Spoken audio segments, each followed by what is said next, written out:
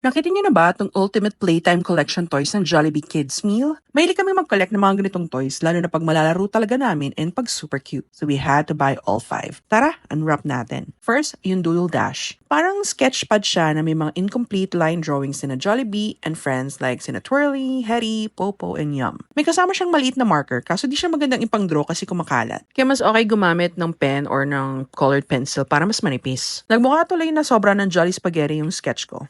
Yung kay Jowa, kinerer masaya siya. Next is the Domino Puzzle Kit. Bali, you need to fold them into domino bricks. May guides naman sa pag-fold. Tapos may puzzle piece sa likod ng each domino. Madali lang naman buuin. Then pwede na kayo mag-play ng dominoes. Not sure nga kung tama yung mechanics namin. Basta may sarili kaming rules na masaya naman. Next is yung Clay Shape Challenge. Kung mahilig ka or your kids sa mga gooey or clay toys, matutuwa kayo dito. Di namin sure yung mechanics. May mga cards kasi nagagayahin mo yung shapes. So maybe you can come up with your own rules. Basta masaya siyang lapirutin. Galing ko no? Nagawa ko yung heart tsaka yung gulong. Gulong nga ba ta?